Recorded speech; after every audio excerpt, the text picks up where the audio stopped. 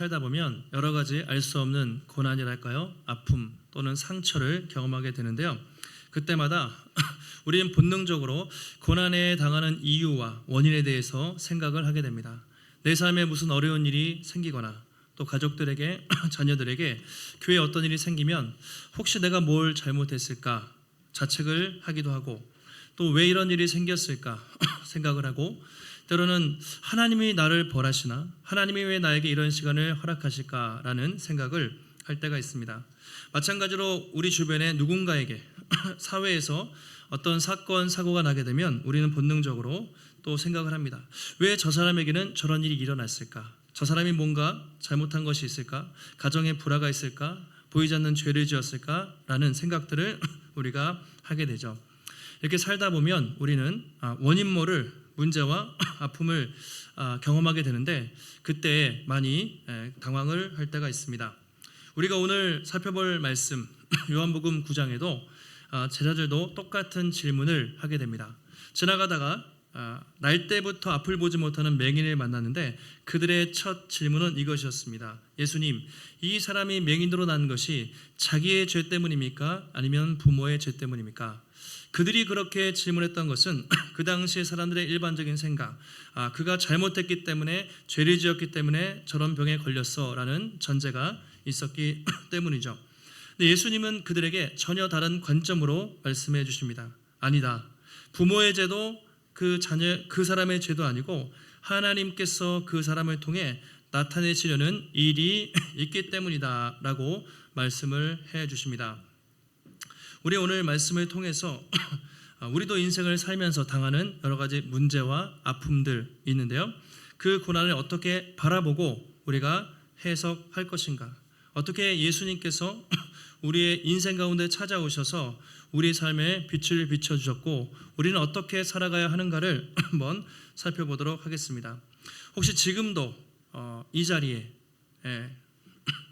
힘든 또 시간을 보내신다면, 원인 모를 해석되지 않는 삶의 문제와 어려움 때문에 또 답답한 분들이 계시다면, 이 어두운 세상에 우리 인생에 빛으로 찾아오신 예수 그리스도를 통해 우리의 마음에 참빛이 비추고 또 주님을 통해 위로와 또 새 소망을 품고 돌아가시는 복된 시간 되시기를 예수님의 이름으로 축복합니다.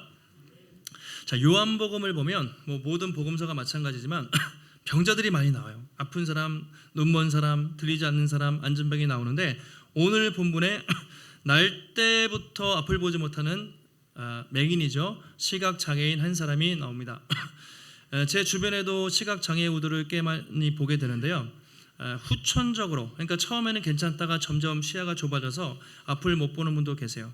근데 그런 분들이 사실은 더 힘들다고 해요. 날 때부터 선천적으로 태어날 때부터 어두워서 빛을 한 번도 보지 못한 사람도 있는데, 오늘 그 사람이 한 사람 등장합니다. 원인은 몰라요. 예수님이 길을 가시다가 날 때부터 한 번도 앞을 보지 못하는 그 맹인을 주목하시고 그 사람에게 말을 하고 있습니다.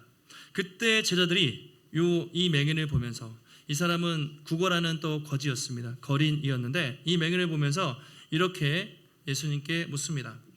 제자들이 물어 이르되, 랍비여, 선생님, 이 사람이 맹인으로 난 것이 누구의 죄로 인함이니이까? 자기니이까? 그의 부모이니이까? 라고 그렇게 말하고 있습니다.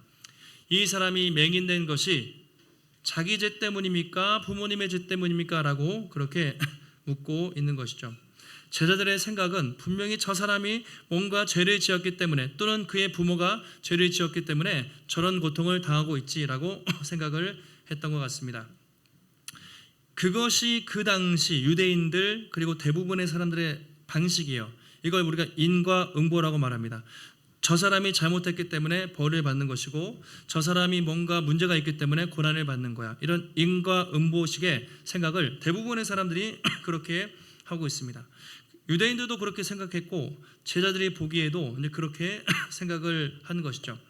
자, 죄를 지었으니까 고난당하고 죄를 지었으니까 병 걸린다. 이게 어느 정도 맞는 것 같지만 모든 상황에 다 적용할 수는 없어요. 사실 인간의 모든 고통은 죄 때문에 시작된 것은 맞죠.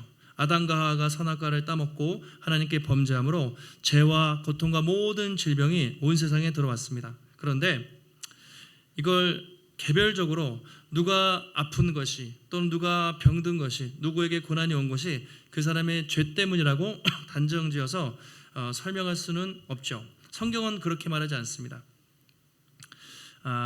모든 종교는 고난에 대해서 해석하는 관점이 달라요. 종교는 인간의 고통의 문제를 해결해야 되기 때문에 불교에서는 어떻게 얘기합니까? 불교 절에 갔다가 예수님 믿으신 분 계신가요? 절은 그냥 태어나면 인생이 고통이라고 말해요. 인생은 태어나는 것 자체가 고통이에요. 그래서 그 고통에 벗어나기 위해서 열반하고 해탈해야 돼요. 이제 그게 불교의 가르침이죠.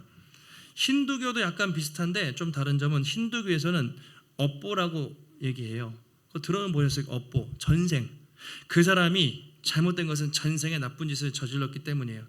그 사람이 지금 잘 사는 것은 전생에 착한 일을 했기 때문이에요.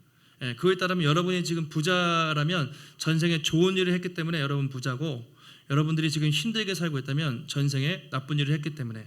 말도 안 되는 얘기지만 많은 사람들과 많은 종교는 여전히 그렇게 생각을 하고 있습니다. 근데 성경의 관점은 전혀 다릅니다. 성경은 인간이 고난에 대해서 한 가지로 말하지 않아요. 다양한 원인과 이유가 있는데 대표적으로는 죄 때문에 그렇죠. 인간의 죄 때문에 질병이 생기고 고난이 들어왔다. 아담과 하와 문제도 그렇고 다윗이 밧세바를 범하는 것 때문에 자식이 죽죠. 그러니까 범죄하고 불순종했기 때문에 고통이 찾아와요. 이게 이제 가장 대부분의 고난당하는 경우죠. 이때는 어떻게 해야 되냐?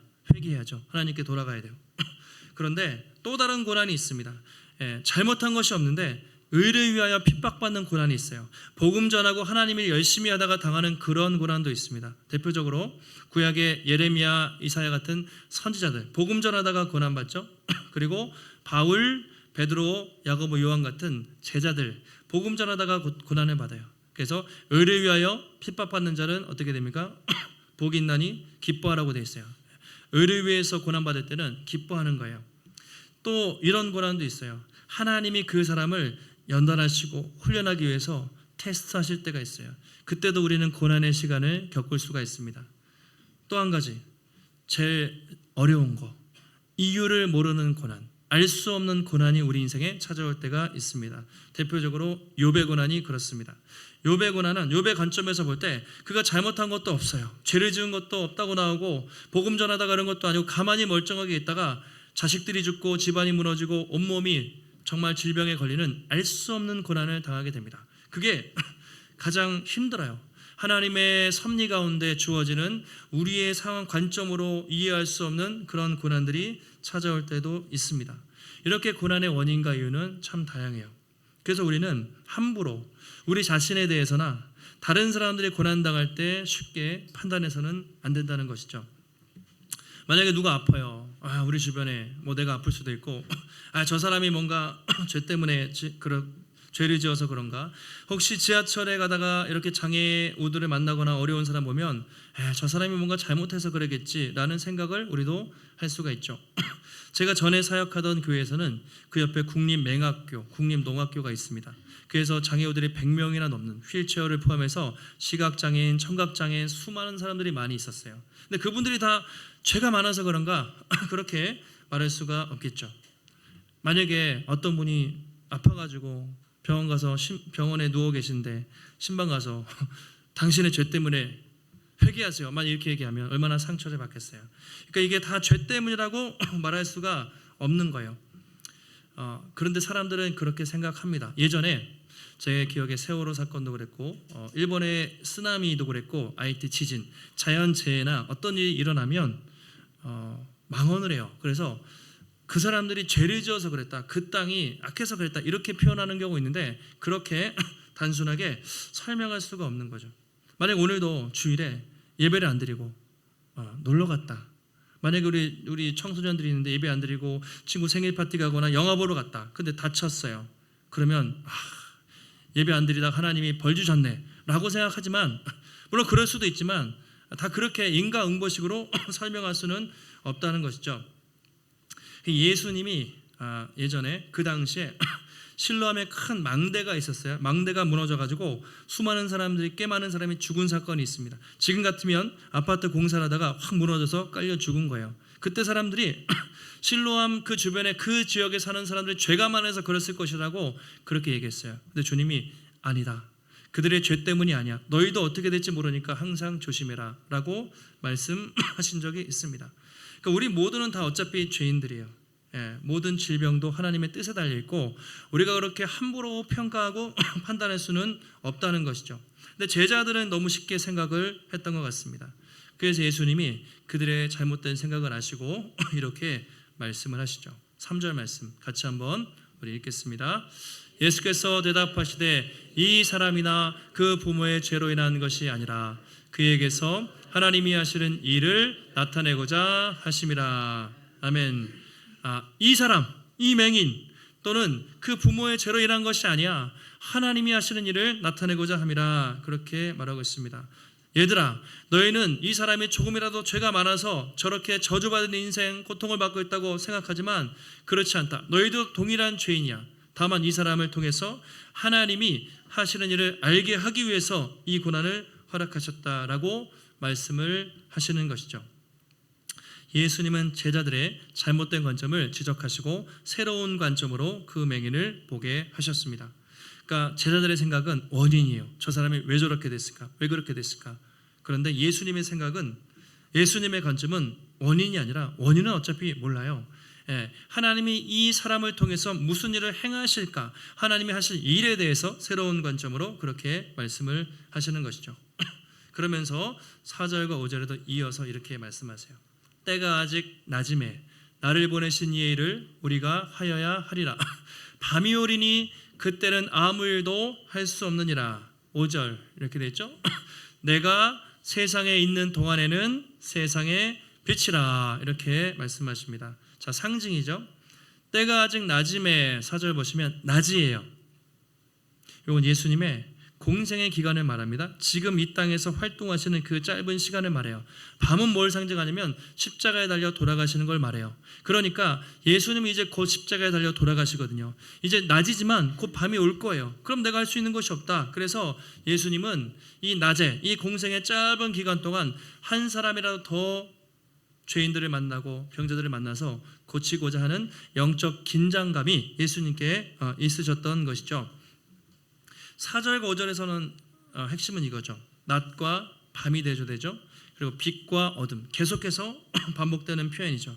내가 왜 이 땅에 왔는가? 나는 단지 육신의 질병을 고치고 이 세상 문제를 해결하기 위해 오신 것이 아니라 죄와 어둠 가운데 흑암의 권세 아래에 있는 사람들에게 참 생명과 구원을 주기 위한 참 빛으로 이 땅에 왔다는 것을 예수님이 강조하는 것이죠.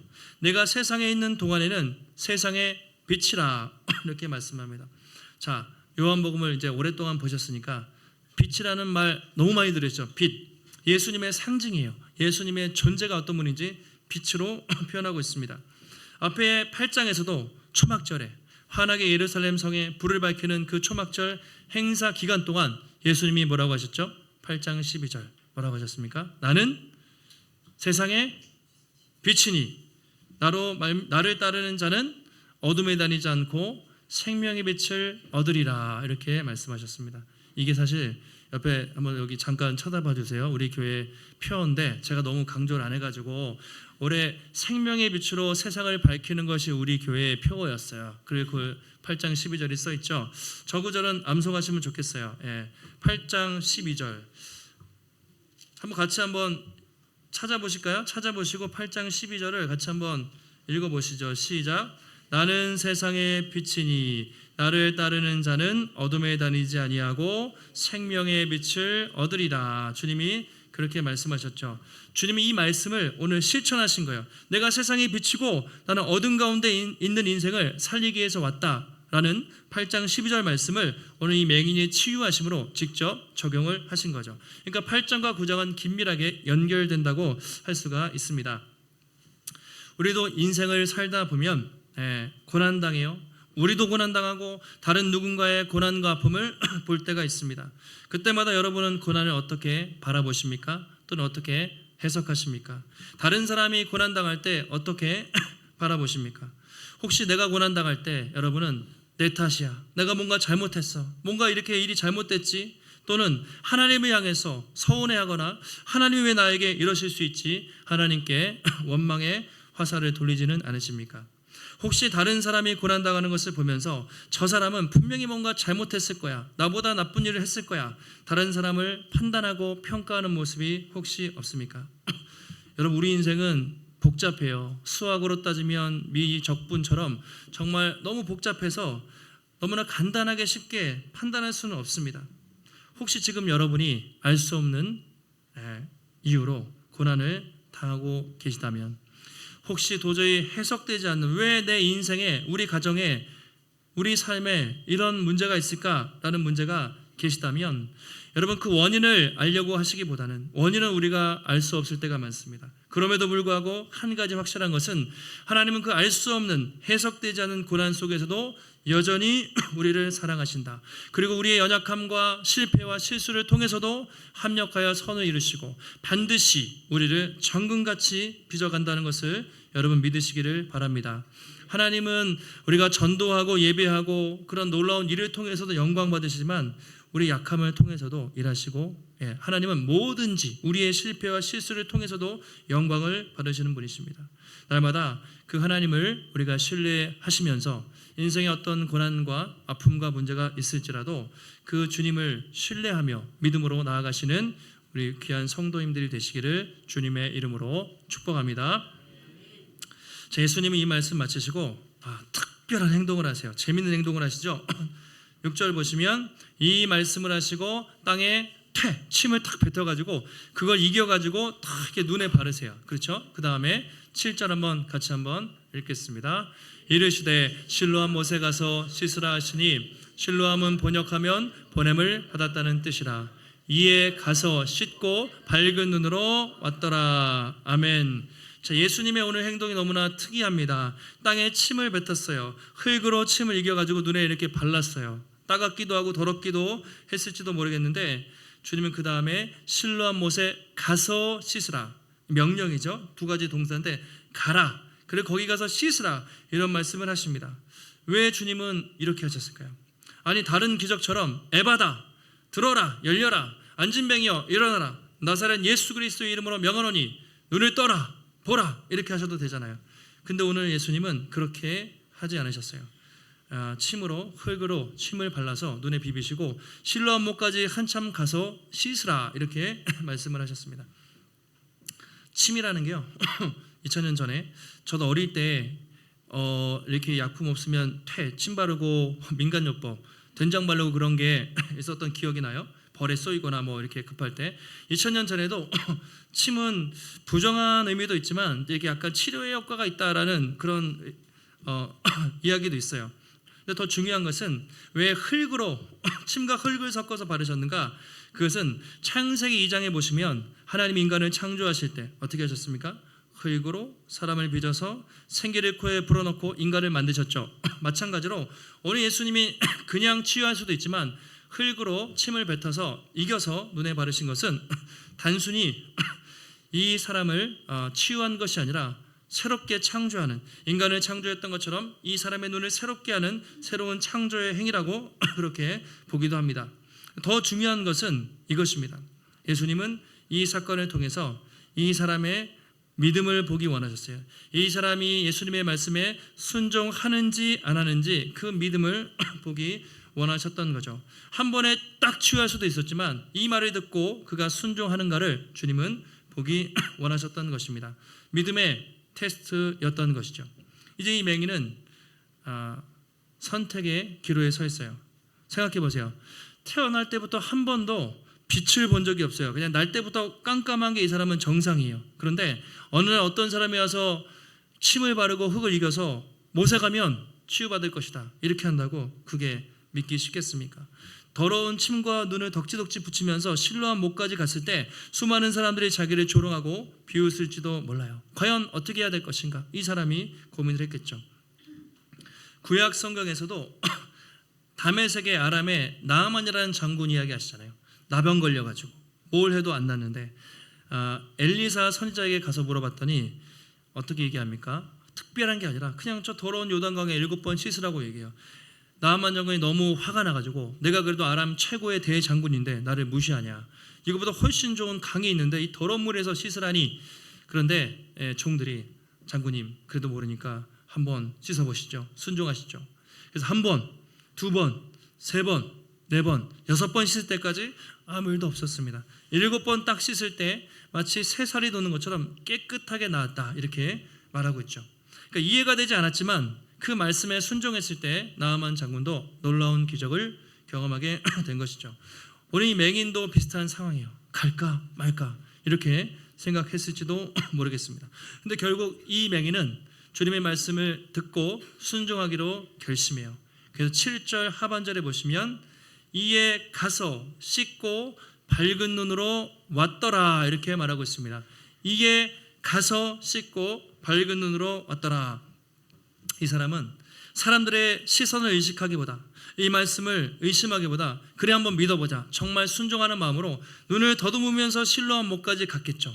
그래서 자기의 더러운 눈, 보이지 않는 눈을 실로암 연못의 물로 씻었는데 태어나서 한 번도 보지 못한 빛이 들어오면서 그가 보게 된 것이죠.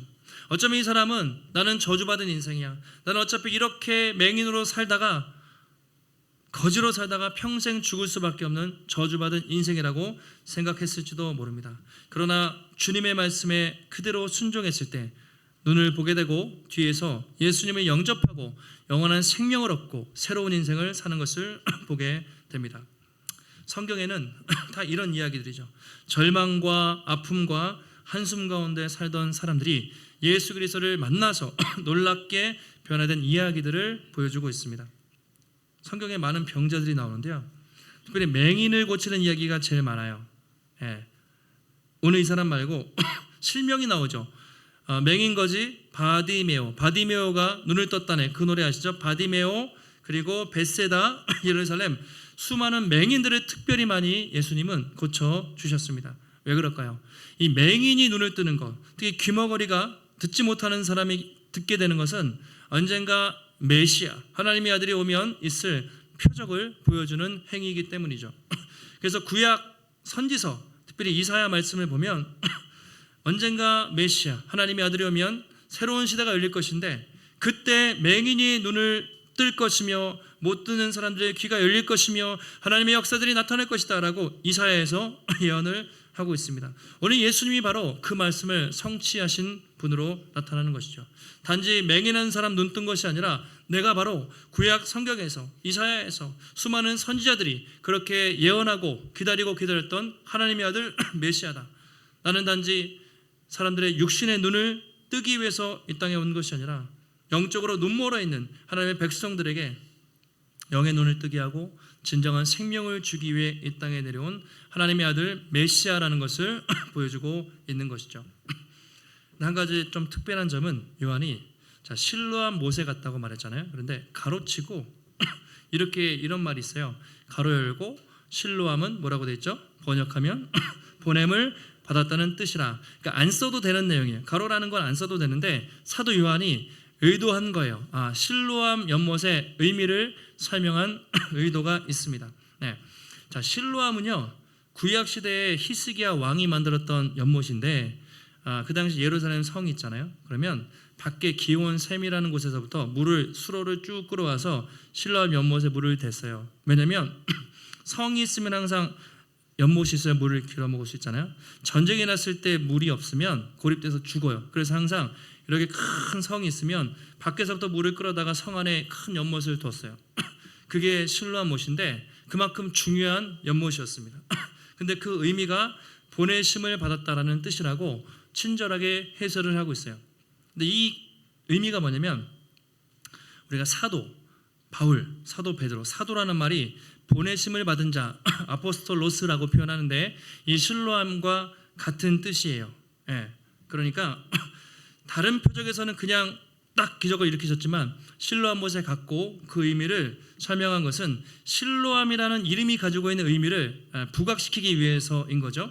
보내심을 받았다, 이 표현이 요한복음에 20번 이상 나오는데 예수님의 별칭과도 같아요. 사도 요한이 예수님에 있을 때 성부 하나님께 보내심을 받은 자, 예수님은 인간을 구원하기 위해서 성부 하나님이 보내신 자라고 수도 없이 설명을 하고 있습니다. 그러니까 이런 거죠. 예수님은 오늘 이 실로암의 의미를 통해 바로 자신이 진리를 보지 못하는 영적 맹인들의 눈을 뜨기 위해서 하나님이 보내신 하나님의 아들로서 내가 왔다라는 것을 보여주고 있습니다. 나는 이 어두운 세상을 밝히고 죄와 사망 권세 아래 신음하는 백성들, 너희들을 구원하기 위해 이 땅에 보내심을 받은 하늘의 실로암이다. 내가 바로 실로암이다 라는 것이에요. 이 실로암 연못에 가서 치유받는다고 기적이 일어나는 것이 아니라 내가 바로 진짜 실로암이고 누구든지 나에게 와서 나를 먹고 마시면 구원을 받고 누구든지 나에게 오면 치유와 회복을 경험할 것이다. 내가 바로 하나님이 보내신 진짜 실로암이다 라는 것을 보여주고 있습니다.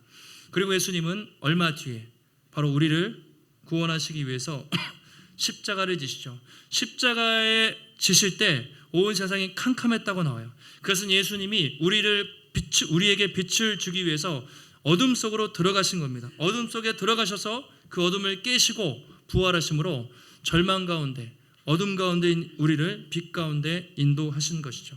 그래서 우리가 그런 믿음으로 구원을 받고 또 생명의 빛을 얻게 된 것이죠. 그것이 주님이 우리에게 주시는 복음의 메시지입니다. 한 가지 예만 드리고 마치겠습니다. 헬렌 켈러는 잘 아실 거예요. 헬렌 켈러는 시각 장애인이었던 그 간호사 헬렌 켈러는 아실 텐데 한국의 헬렌 켈러라고 불렸던 한 분이 계십니다. 안과 실로암 안과라고 있어요. 있대요. 강서구에 가면 있는 것 같은데 김선태라는 원장님, 이제 목사님이신데 그분의 간증이 이렇습니다.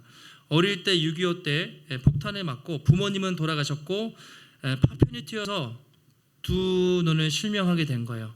부모님도 없고 그 6.25쯤에 그리고 형제도 없고 정말 절망적이었겠죠.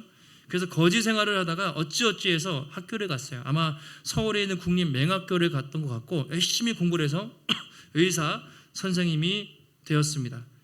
그리고 나중에 또 목사 안수를 받았어요. 그래서 실로암 안과 원장님이 되셔서 수많은 사람들의 무료로 개안 수술, 보지 못하는 사람들을 그렇게 눈을 뜨게 해주시고 수많은 사람들에게 시력을 회복하고 또 치료하는 일들을 지금도 하고 계십니다. 시각장애인 복지관을 건립하고 시각장애인 교회를 개척하고 시각장애인 목회자들을 돕는 사역을 지금은 나이가 상당히 많으신 것 같은데 지금도 하시고 20여 년 전에 아시아의 노벨상 막사이사이상이라는 것이 있는데 그 상을 타시기도 하셨어요. 그분이 쓴 책 제목이 이런 책이 있습니다. 예전 책인데 땅을 잃고 하늘을 찾은 사람이라는 내용이에요. 땅을 잃고 하늘을 찾은 사람. 그 책 내용 중에 이런 말이 있습니다. 땅을 잃은 대신 내가 얻은 가장 큰 기쁨은 하나님의 아들이 된 특권이다. 땅을 잃고 하늘을 찾은 나는 성직자가 되어 세상을 밝히는 사람이 되었다. 가진 것을 다 잃어버렸을 때 나는 전적으로 하나님께 의지하는 삶을 살 수 있었다. 나는 지금도 살려만 주신다면 하나님의 영광과 절망에 빠진 이웃들을 위해 내 삶을 드리겠다고 결심했던 하나님과의 약속을 지키기 위해 최선을 다하고 있다. 그렇게 해서 이렇게 이야기를 책에서 쓰고 있습니다. 간증도 되게 많아요. 유튜브에 보면. 근데 그분의 어떤 사회자가 이 목사님이 간증하시고 이렇게 물었다고 해요. 목사님, 만약에 선생님 눈을 뜬다면 제일 먼저 무엇을 보고 싶으세요? 라고 물었습니다. 뭐라고 대답했을까요? 제일 먼저 눈을 뜨면 뭘 보고 싶었을까요? 이분이 뭐라고 대답했을까요? 쉬운 일, 내일이 아니라고 한번 생각해 보세요. 여러분은 만약에 눈을 감았다가 시력이 없다가 눈을 뜨게 되면 가장 먼저 뭘 보고 싶으세요?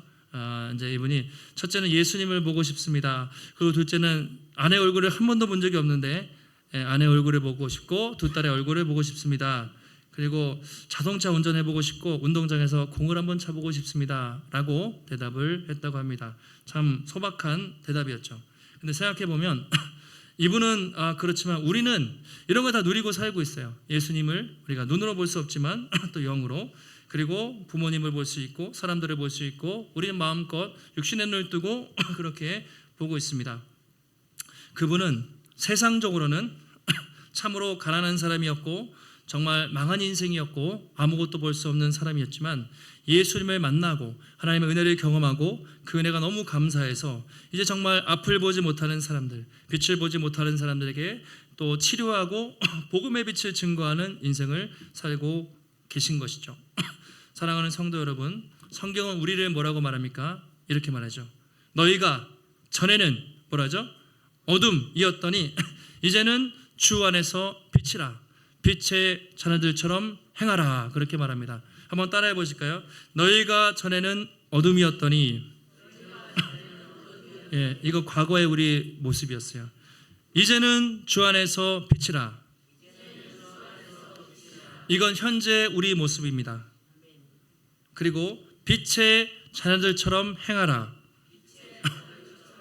이건 주님이 우리에게 앞으로 원하시는 모습이에요. 과거에 전에는 너희도 어둠이었고 이 시각 장애인처럼 맹인처럼 영적인 눈이 가려서 캄캄한 어둠 가운데 살았지만 내가 너희에게 찾아와서 우리 인생에 빛을 비춰주심으로 이제는 주 안에서 빛의 자녀가 되었다는 것이죠. 그리고 이제는 너희가 그 빛의 자녀답게 하나님의 복음을 그 빛을 증거하며 살라고 주님은 말씀하고 계십니다. 지금도 우리 인생에 여전히 알 수 없는 고난과 어려움은 옵니다. 그러나 주님은 여전히 우리를 사랑하시고 그 우리의 약함과 부족함을 통하여서도 놀랍게 일하시는 분이십니다. 주님은 오늘도 우리에게 이렇게 초청하십니다. 날마다 참된 실로암인 나에게 와서 나와 교제를 누리고 날마다 내 앞에 나와서 모든 문제를 고백하고 내가 주는 치유와 회복을 경험하라. 주님은 지금도 그렇게 살아 역사하시는 참된 실로암이 되시는 줄 믿습니다. 인생에 알 수 없는 고난이 있고 혹시 지금 그 일을 겪을 수도 있고 앞으로 찾아올 수도 있겠지만 그럼에도 불구하고 다 이해할 수 없어도 결국 모든 것을 합력하여 선을 이루시고 우리 아름답게 빚어가실 그 주님을 바라보며 또 날마다 빛 되신 주님을 따라서 믿음의 길 걸어가시는 우리 귀한 성도님들이 되시기를 예수님의 이름으로 축원합니다. 하나님 감사합니다. 오늘도 우리에게 거룩한 복된 날 허락하여 주시고 또 예배 가운데 주님의 귀한 말씀 깨닫게 하시니 감사를 드립니다. 하나님 우리도 2000년 전 그 시각장애인 맹인처럼 하나님 영적으로 눈멀어 앞을 보지 못하였지만 주님 우리 인생에 찾아오셔서 우리의 눈을 열어주시고 빛 되신 주님 만나게 하시고 전에는 어둠이었으나 이제는 주 안에서 빛의 자녀 되게 하심을 감사를 드립니다. 하나님 날마다 그 은혜와 감격 속에 빛의 자녀로 빛의 자녀답게 살 수 있도록 붙잡아 주시옵소서. 인생의 고난과 어려움이 찾아옵니다. 알 수 없는 문제들이 여전히 있습니다. 다 해석되지 않을 때도 있습니다. 그러나 하나님 다 이해되지 않을지라도 이 모든 것을 합력하여 선을 이루시고 우리의 연약함을 통해서도 영광 받으시는 우리 약할 때 강함 되시는 그 주님 신뢰하며 날마다 빛 되신 주님을 붙잡고 날마다 실로암 연못에 나아가 주님과 교제하며 주님과 동행하며 살아갈 수 있도록 하나님 붙잡아 주시옵소서.